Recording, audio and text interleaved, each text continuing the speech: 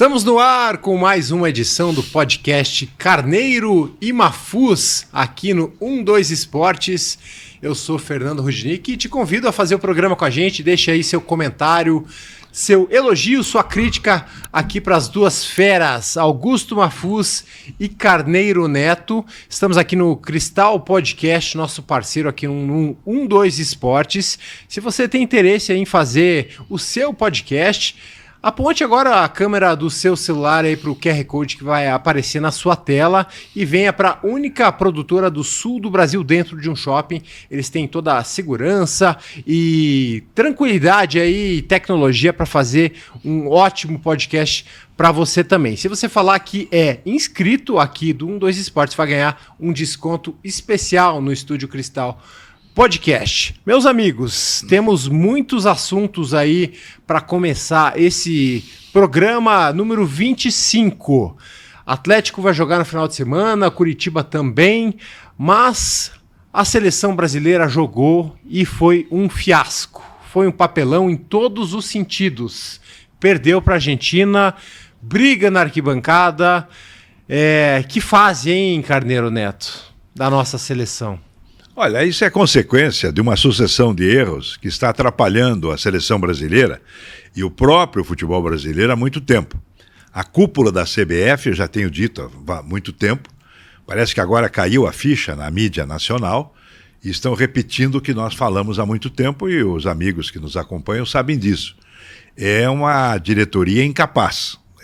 As outras foram afastadas por corrupção, por maus modos. Agora não, agora é por incompetência, porque foi muito mal organizada a seleção brasileira, com essa improvisação com o Fernando Diniz. Ele também, Fernando Diniz, não foi feliz nas opções, na definição tática da equipe, e também teve a má sorte de perder o Neymar por lesão, o Vinícius Júnior e até o Vitor Roque, que seria um jogador importante para a seleção principal. Seleção não tem atacante, né, cara? O Gabriel Jesus fala que admite que a dificuldade dele fazer gol. Diz que ele não sabe fazer gol, mas que faz omelete muito bem. Agora, o time é medíocre, né? Os jogadores de futebol, eu tenho falado isso, quase uma voz no deserto, nós aqui do podcast, porque agora caiu a ficha na mídia, né? Na grande mídia. Por quê? Nos últimos 30 anos houve uma decadência da produção de grandes craques, né? Essa geração atual dos últimos 10 anos, ela não dá nem para comparar com as anteriores. E aí tem um agravante, que é o excesso de dinheiro. Você pega dinheiro em excesso e coloca nas mãos de gente despreparada, que é o caso dos jogadores de futebol, lamentavelmente são vítimas, né, de má formação escolar, de má educação em casa e maus costumes. Então eles ficam deslumbrados e ao mesmo tempo mal posicionados como jogadores. Vejam os zagueiros, não vamos nem falar dos atacantes que perdem gols bizonhos como nessa partida. Agora, os zagueiros não sabem jogar. E não é só na seleção brasileira. Nós temos brincado aí com a zaga do Atlético, toma gol de chuveirinho toda a partida. Agora é a seleção brasileira. Por quê? Porque o zagueiro não sabe se antecipar, ele não sabe se posicionar. Isso aí chama-se fundamento. Isso é na base. Então o problema é muito mais grave do que nós esperamos. E finalmente, o grave problema desse jogo foi a desorganização da CBF, da administração do Maracanã e um policiamento do Rio de Janeiro, que todos sabem, é um policiamento muito mal estruturado, né? Tanto que o crime organizado domina a cidade do Rio de Janeiro. Augusto Mafuz, o que você tem para falar? Só para você ter uma ideia, não vou entrar em detalhes do jogo. Existe já uma conclusão que é unânime do povo brasileiro que nós não temos time. O técnico me decepcionou e decepcionou a todos aqueles que tinham a mínima esperança que o Fernando Diniz fosse colocar uma seleção no rumo com suas ideias tidas como modernas. Então, e é minha tese, a partir, porque eu advoguei no caso, e advogo, a partir da Lei Pelé, o futebol brasileiro entrou em parafuso. O Brasil não conseguiu se adaptar à Lei Pelé, isto é combater o empresário. Os direitos que eram do clube era para passar para o jogador. Esse que é o espírito da lei. Terminou o contrato, os direitos são do jogador, os direitos da transferência. Mas passaram para o empresário, e o empresário faz acordo com o dirigente, e a pressa é vender o jogador, não é formar o jogador. Criou-se uma máfia. Uma máfia. Uma máfia entre dirigentes, você me entendeu? agentes de jogadores. E o jogador é usado. O jogador é tão despreparado que basta ver os casamentos famosos dos jogadores. É triste até. O jogador surge. Temos aí, recentemente, caso aí de jogador que está surgindo, já está rico, e o casamento, ele celebra o casamento e depois se sabe que não vai durar.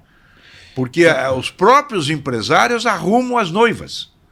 Então você quer o quê? E quer que jogue e ganhe Copa do Mundo? Então o problema do futebol brasileiro é muito mais grave do que um fracasso no campo, entendeu? É um mercado prostituído que existe dentro do futebol brasileiro, e aí entra a figura do empresário como a mais forte que tem no sistema. Para você ter uma ideia, com o Fernando Diniz, desde que o Fernando Diniz estreou, mais de 12 jogadores que são agenciados por Bertolucci foram convocados. Não estou dizendo que foi uma coisa voluntária. Pode até ter sido em razão de uma proposta tática, de um interesse tático do Fernando Diniz, mas que existe um conflito de interesse por ser um empresário do próprio Fernando Diniz, existe. Não sei se o termo seria conflito de interesse, porque o conflito de interesse exige a má intenção de usar um outro para beneficiar um segundo interesse. E o Fernando Diniz é uma pessoa séria. Mas, de qualquer maneira, existe esse conflito, né? E tem aquele outro conflito que todo mundo sabe, né? Tava na seleção agora, o jogo da Argentina, e ontem mas esse não era tanto. Bom, então, seleção brasileira, o problema, como diz o Carneiro, é incompetência. O assinante do 1-2, ele vai cair da cadeira quando eu disser que o vice-presidente da CBF é o Hélio Cury. O Hélio Cury, que um dia desse estava aqui, colocou o filho de presidente da Federação Paranaense de Futebol, ele é vice-presidente da CBF. Você dá aí um problema com o Edinaldo. O Edinaldo, o Hélio Cury, presidente da CBF. Você já imagina? Agora, em relação à parte técnica, é muito difícil você fazer uma avaliação simplesmente porque o Fernando Diniz se perdeu. Ele errou nas convocações e errou na escalação.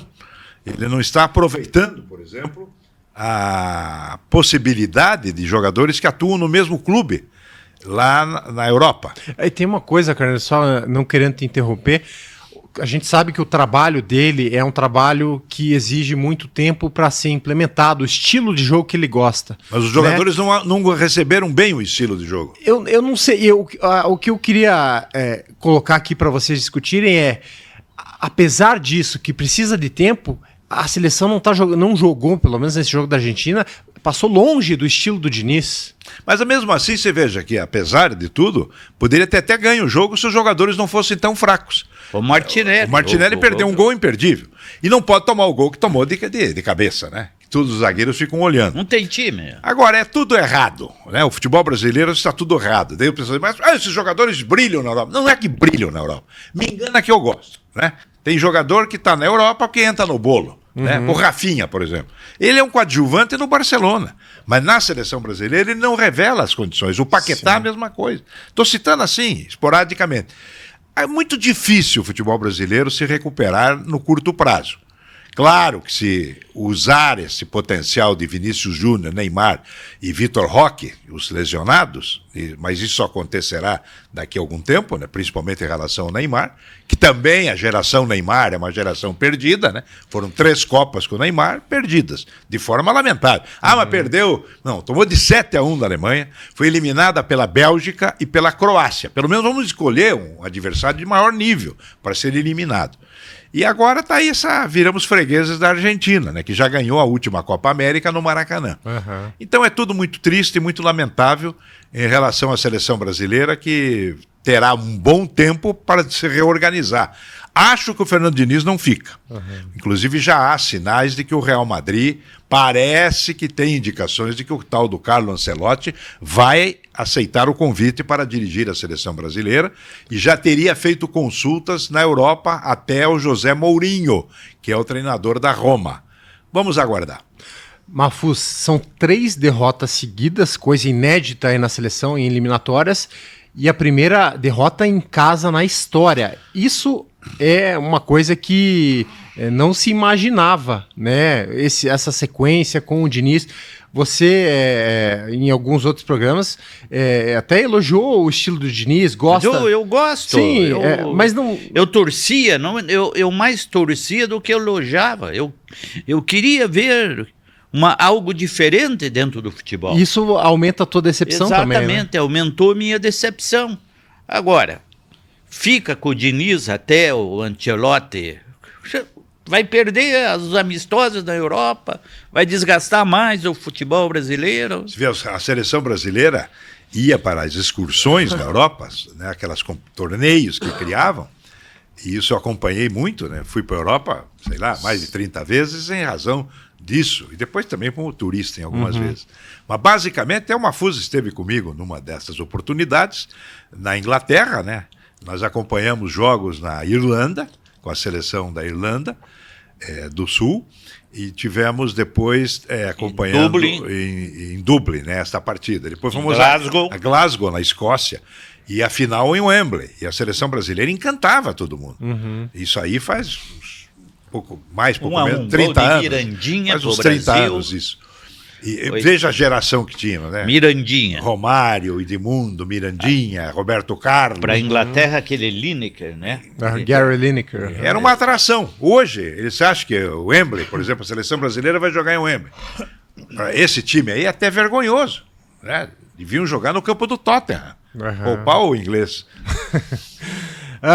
Enfim, esse assunto de seleção aí, infelizmente,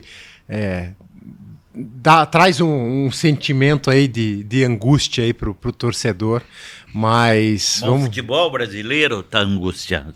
O São Paulo e Fluminense, em tese, era para ser um grande jogo, né? Campeão da Copa do Brasil e campeão da Libertadores. Horroroso. Deu sono, né?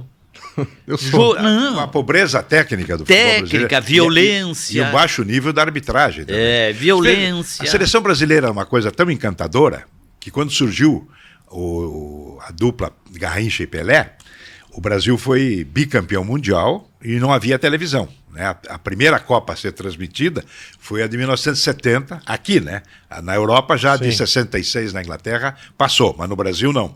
Na América Latina não.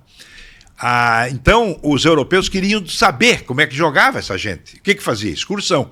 A seleção chegou a ficar 40 dias na Europa, fazendo 15 apresentações nos anos 62, 63, 64.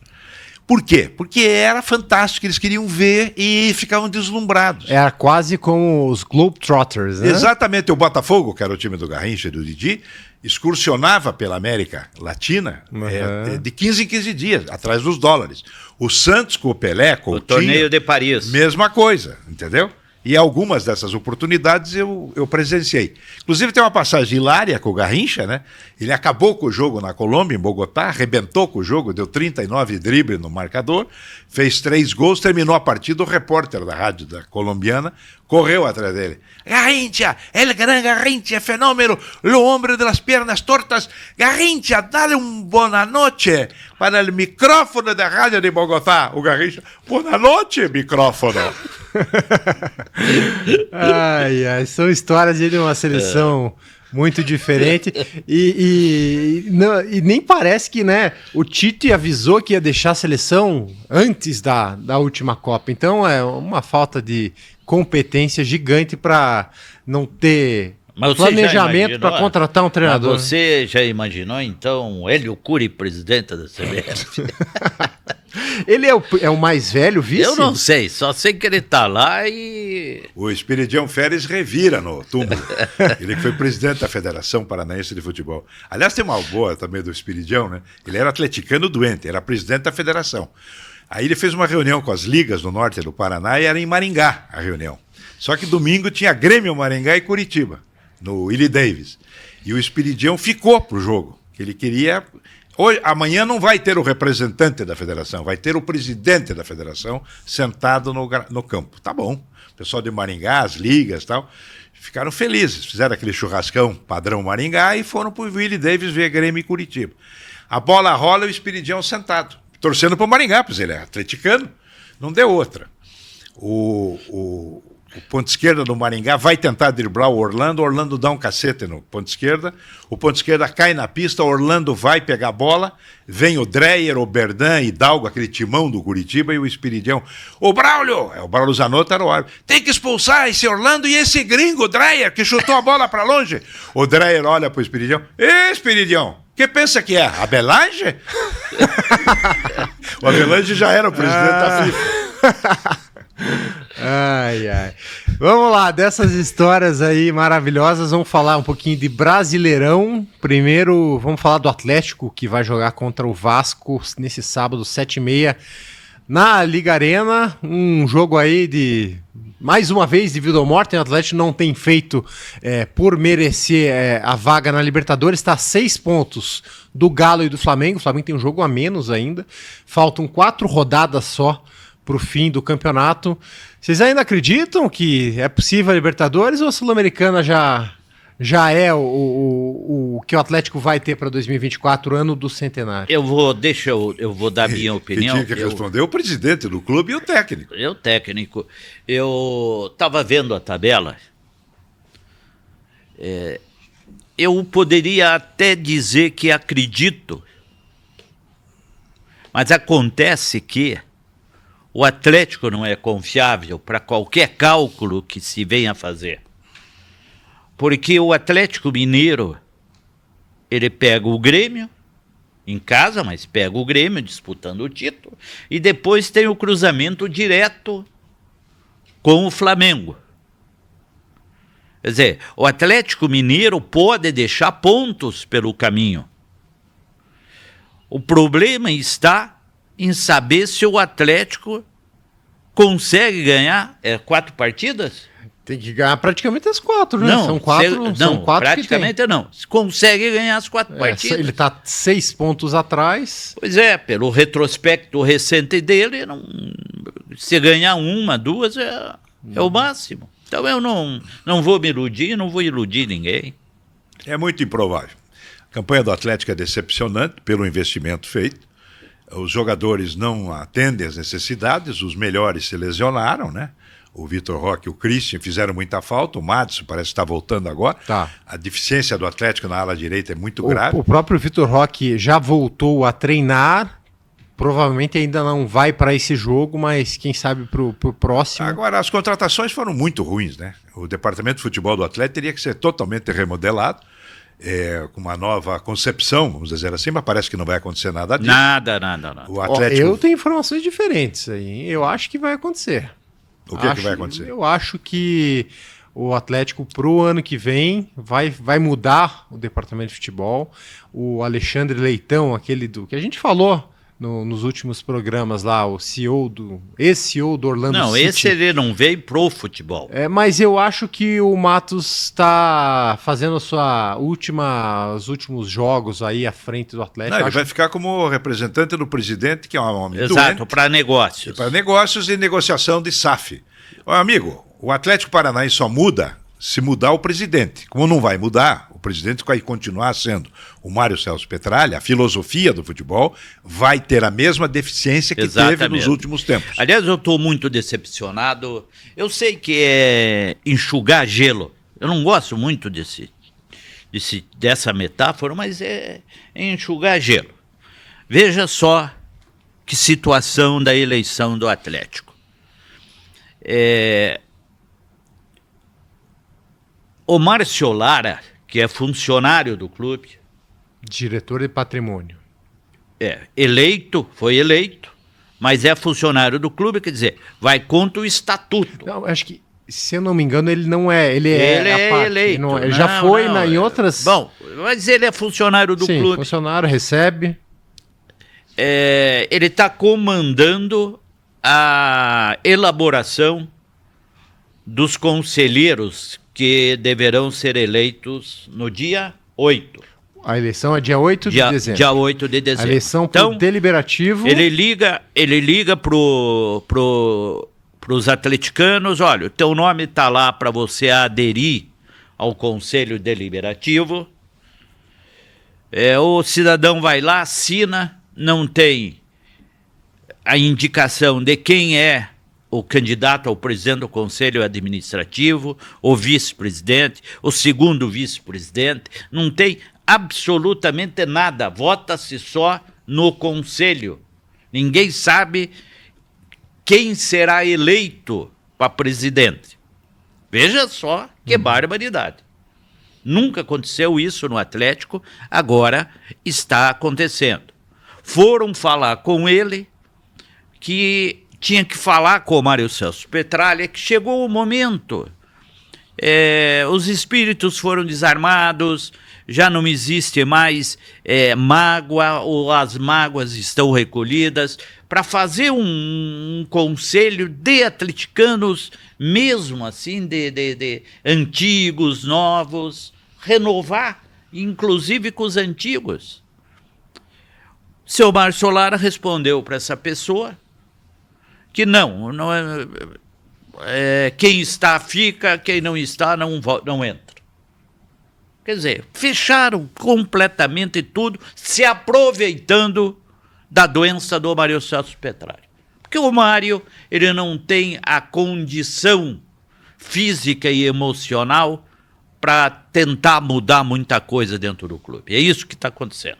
É extremamente triste essa eleição que será realizada dia 8. Mostrou que o Atlético, antes de se tornar SAF, se é que vai se tornar, está entregue a pessoas que não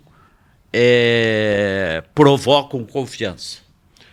E aí, Carneiro, é a Coreia do Norte mesmo? Não tenho nada a falar a respeito. Vou fazer como dizem no Vaticano, um silêncio obsequioso.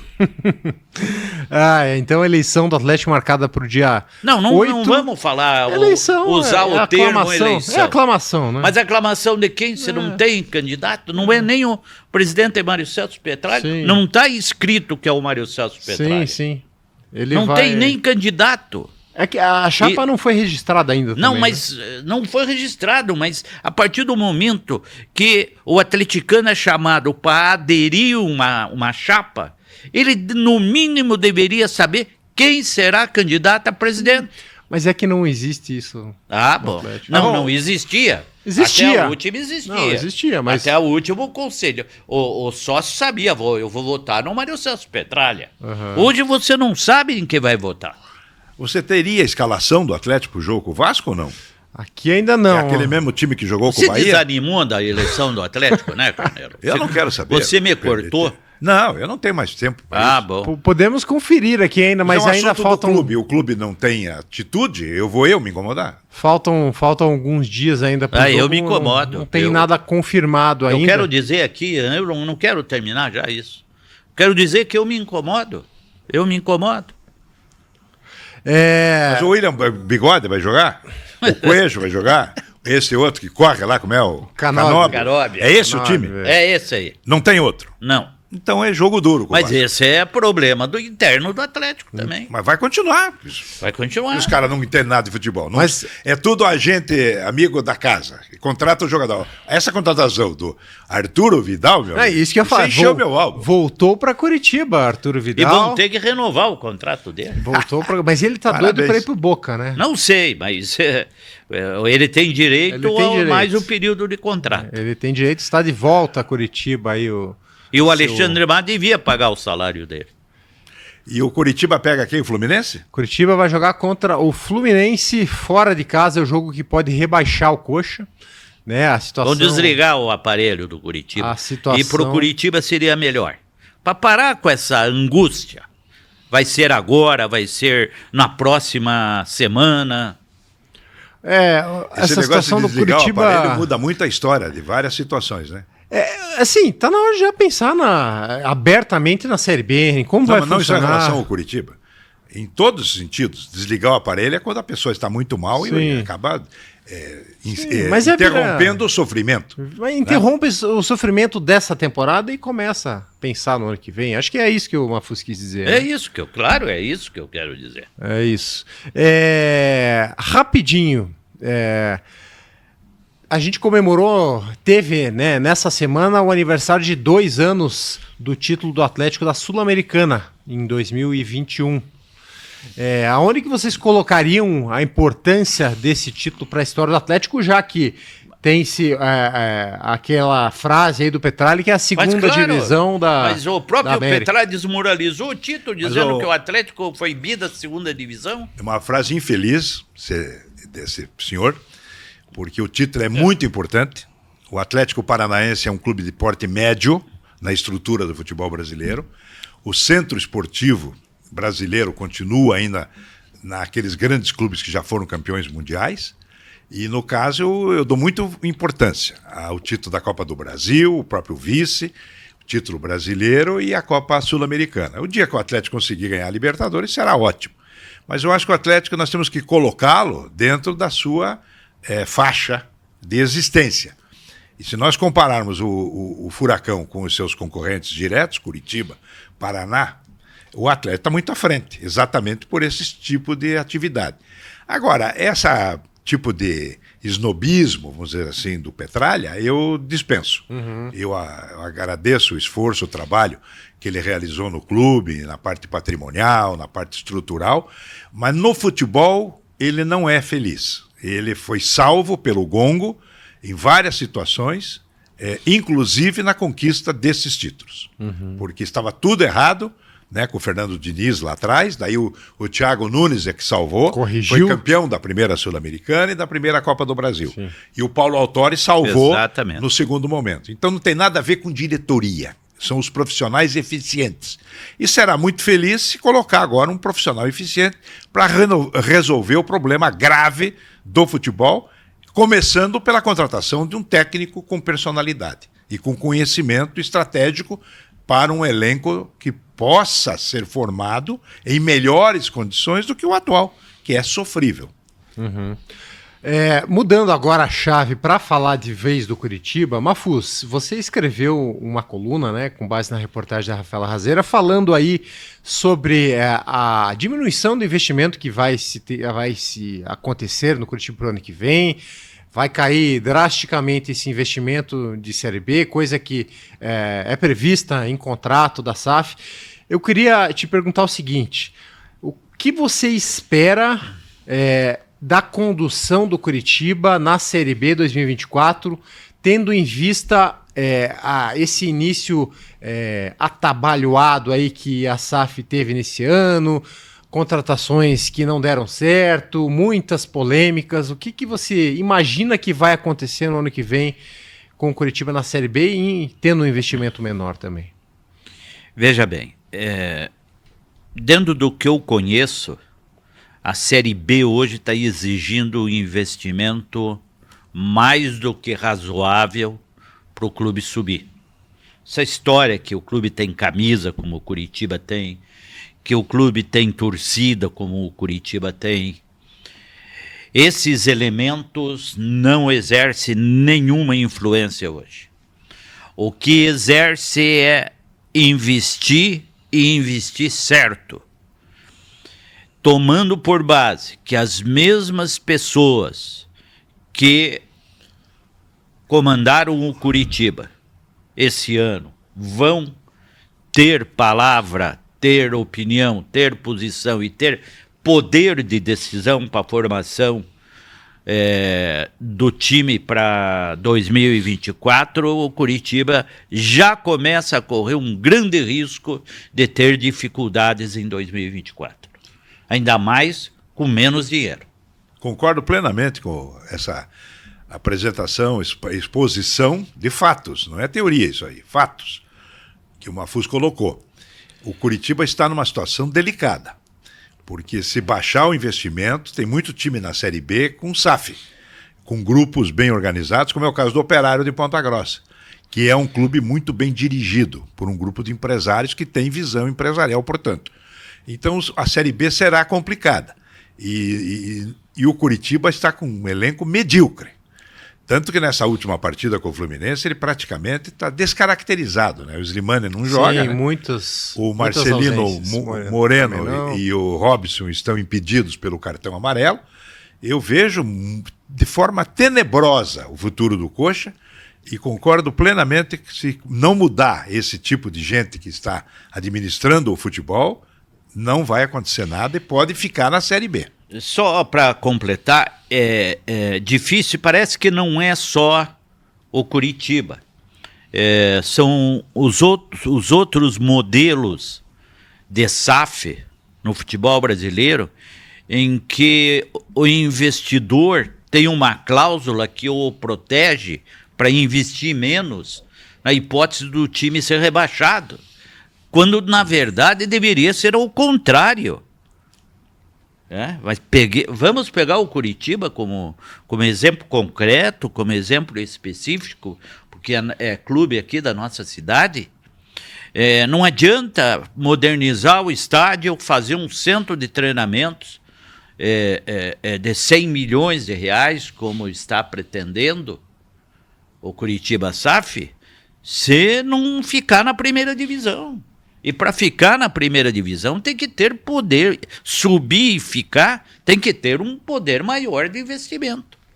Uhum. Existe uma contradição nesse contrato, e que parece, repito, não é só o Curitiba, é sim no Cruzeiro. E a SAF é um grande negócio para quem investe. Uhum. É um grande negócio. E falando na Série B, tem 3 times grandes, vamos dizer aí, Bahia, Vasco e Cruzeiro, que estão lutando para não cair, podem ser concorrentes do mas Curitiba. O Corinho do Bahia parece que está encomendado. Dizia assim antigamente, né? Tecnicamente, o melhor é o Vasco no momento. Eu acho que o técnico do Vasco é o Ramon Dias. O Ramon Dias, o argentino. Ele deu uma boa padronizada no time. O time do Vasco, até ontem, na partida com o Cruzeiro, poderia ter vencido. O Cruzeiro é instável ainda. E eu acho sim que o Bahia está com muita dificuldade. E está atrás, né? 3 pontos atrás, uma vitória a menos ainda, então... Agora, é lamentável, né, que a gente esteja assistindo tudo isso, né, essa transformação, para piorar o futebol, né, que foi a Lei Pelé, como a Fuz expôs muito bem há pouco, e agora esse negócio da SAF, né, que é a Sociedade Anônima do Futebol, que deveria ser uma solução e está virando um problema, porque os contratos são mal feitos. São bem feitos para os investidores e mal feitos para os clubes. O Curitiba, que estava quebrado, aceitou. E agora o investimento do futebol do Curitiba é muito baixo. Então se pega, por exemplo, essa proposta da SAF, do Paraná Clube, ela é melhor do que a do Curitiba, no meu modo de entender. Pelo valor, porque o Paraná não existe. O Paraná não tem calendário local, nacional, está na segunda estadual.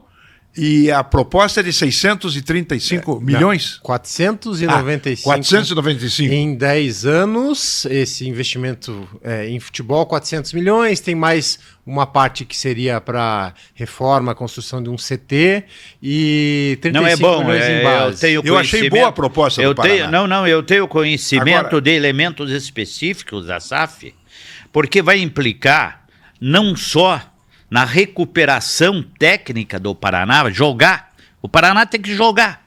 né? Ir para campo. Ganhar ou perder é secundário. Ele tem que ir para campo para levar a torcida. A torcida do Paraná está carente. Mas estão conseguindo liberar a cláusula que impede a venda da Avenida Kennedy para pagamento das dívidas.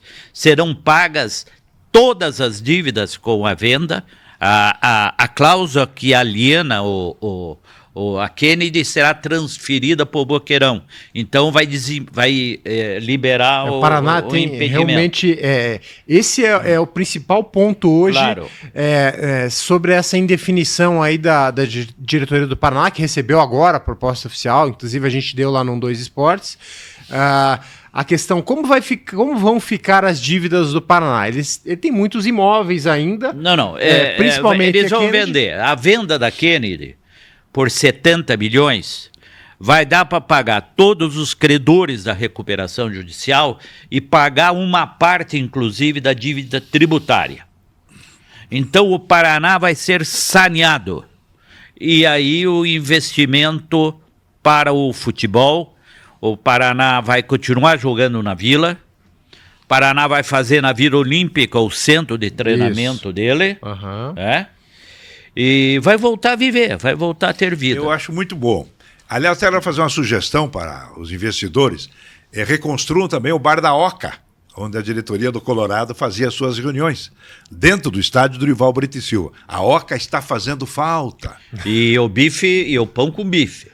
O melhor que existe no futebol brasileiro. Ainda sobre a Lei Pelé, eu só quero deixar claro o seguinte: eu não sou contra a Lei Pelé. Eu acho que ela humanizou o jogador. Não, ela foi desvirtuada. Ela foi desvirtuada porque quando foi feita a lei, foi para que beneficiar o jogador, não deixá-lo preso ao clube, pro jogador sem contrato. Ter o controle do seu destino, né? Mas, no entanto, beneficiou o empresário, que fica dono de um percentual, e daí o empresário faz acerto com o dirigente do clube. Por trás dos panos. Exatamente. E o dirigente posa de herói, é remunerado e ainda tem acertos com os empresários e jogadores. Empresários, é isso. Amigo, que... não tem melhor coisa no mundo. Ninguém quer largar o cargo quando chega nesse ponto. Certo. Só completando aí sobre essa proposta de SAF do Paraná, o objetivo é voltar à Série B até 2028. Esse é o grande objetivo aí. A consequência inicial já vai ser importante. Vai voltar a jogar futebol. E a torcida vai ser... Precisa fazer o que não conseguiu fazer, que foi o básico. Vai ser campeão da segunda estadual. Voltar. Vai dar volta olímpica de novo. Mas há certa urgência aí, há certa urgência por parte dos investidores para isso ser aprovado logo, para que eles possam realmente implementar o trabalho. Veja que a profissionalização do futebol, eu conversei com o Andraus um dia desse, e ele está na Série A do Campeonato Paranaense. Né? Um clube de uma empresa, vamos dizer assim, da família Andraus. No Nadim. Então ele recebeu, inclusive, uma proposta de um clube russo para comprar toda a estrutura e o calendário. Ele não quis vender, porque ele tem o ideal de desenvolver um trabalho, etc., que eu achei muito bom. Agora, veja bem, ele tem um projeto. Ele vai disputar os jogos no estádio do Dorival Brito, da Série A do Campeonato Paranaense, e quer fazer grande campanha para garantir Série D e Copa do Brasil, porque a marca daí passa a ser valorizada. Daí ele vai pensar em fazer a SAF dele também. Então hoje todo mundo... Está pensando na SAF. Claro, hoje não tem mais, né? Não, todo mundo pequeno. Todo mundo pequeno. Vamos... Não, cada um de acordo com o seu tamanho. Claro. Por exemplo, você nunca vai ver um Flamengo, um Corinthians, os gaúchos, um São Paulo cedendo poder para investidor, ter o controle. Não é mesmo? Por quê? Porque o espírito esportivo da SAF termina. O custo-benefício do investidor, como vem? Quanto menos gastar, mais ele ganha. Por isso que eu acho que o Clube Atlético Paranaense deveria pensar 10 vezes antes de fazer uma SAF. porque ele está bem estruturado, graças ao Mário Celso Petralha, ele está com calendário, ele tem uma grande autossuficiente. É autossuficiente. Eu não vejo esse desespero, a razão, sinceramente, do Atlético querer uma SAF. Você consegue entender a frase de que o Atlético bateu no teto? Atualmente, eu realmente não consigo entender. Eu não consigo entender também. Não, só pode falar isso quem está desiludido com o próprio futuro, que não acredita mais nas suas possibilidades. Exato. O Atlético é muito mais que isso, é muito maior que isso. E há que se respeitar a torcida atleticana. Exato. O Atlético não ganhou a Libertadores o ano passado, não foi por questão financeira, foi por questão técnica, técnica e tática. Conseguiu chegar. Quer dizer, ele foi no limite do Atlético, ainda não chegou.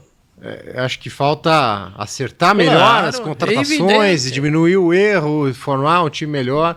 E se chegou numa final de Libertadores com esse teto de hoje, por que não dá para chegar de novo? Claro. Né? Não, quem escalou o time erradamente, né? Não foi a SAF, foi o Filipão, é o técnico.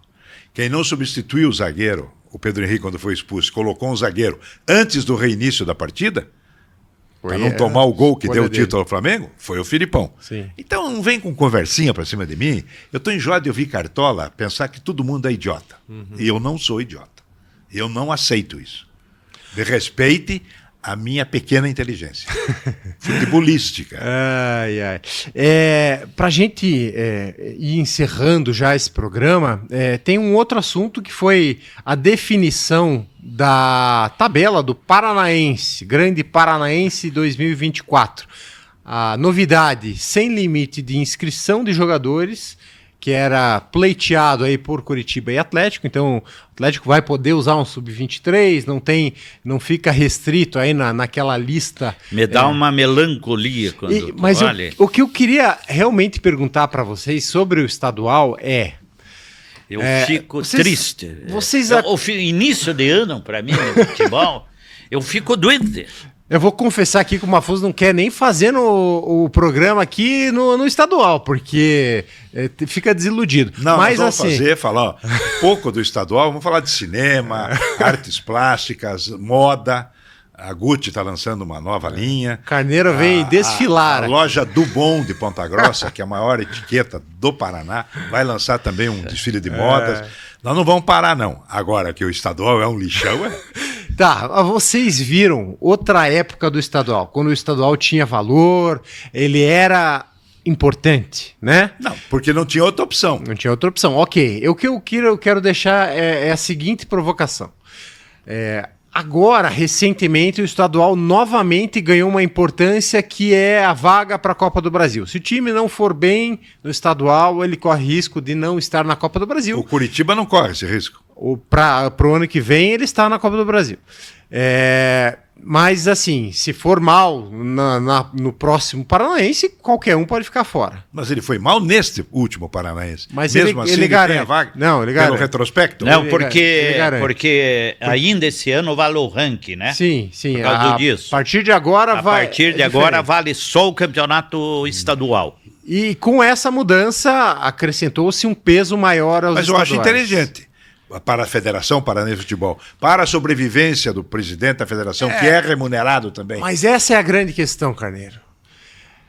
Não passou do ponto aí da gente ter uma virada e isso acontecer da ordem do poder deixar de ser as federações estaduais? Amigo, mas a canalice vem de cima. Exatamente. É a CBF, essa gente... o que sustenta. Essa gentalha vota na eleição da CBF. Exatamente. Tinha que acabar o estadual, porque os jogadores estão cansados, os clubes estão todos estressados, física e mentalmente, por causa dos malditos estaduais. É evidente que o estadual tinha que ser, sabe o quê?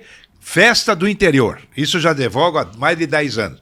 Fazer um baita... E os da capital, se quisessem participar, com times reservas. Não obrigar...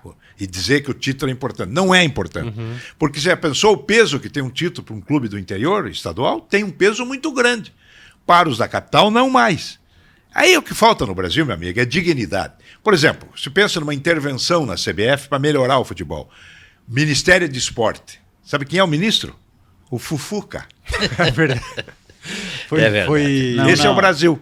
Foi trocada, né? Pelo contrário, a CBF... Mas você vai apostar que o Fufuca vai intervir? A CBF, ao invés de ajudar os clubes, foi ajudar as federações em valorizar o estadual em razão da Copa do Brasil. Então não dá mais. Eu sou bem sincero, tá difícil, tá muito difícil. São situações... Eu só quero saber o seguinte,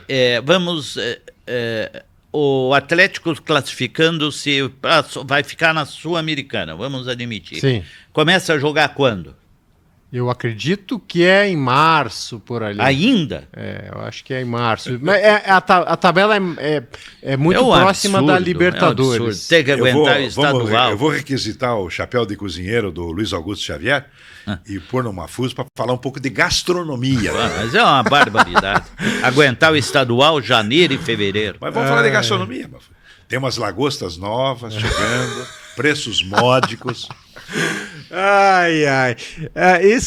Esse tipo de coisa aí, falar de estadual e tal, lembra um outro assunto que tá bastante agora na mídia, que é o Eurico Miranda. Ele foi lançado agora no Globoplay um documentário, documental. Eu assisti. Muito boa aí sobre o Eurico, que é uma figura, né? Foi uma figura folclórica aí do futebol brasileiro. Eu até pedi pro Carneiro relembrar algumas histórias do Eurico, mas já que você assistiu... Eu assisti um capítulo só, achei muito interessante. Eu assisti interessante para provar o quanto é rasteiro tudo no futebol brasileiro. Nossa, que figura, assim, repugnável foi esse Eurico Miranda, entendeu? E os carioca gostam, lançam como se fosse um filme de grandes diretores de cinema. Ali prova, felizmente, tem um Juca Kfouri como...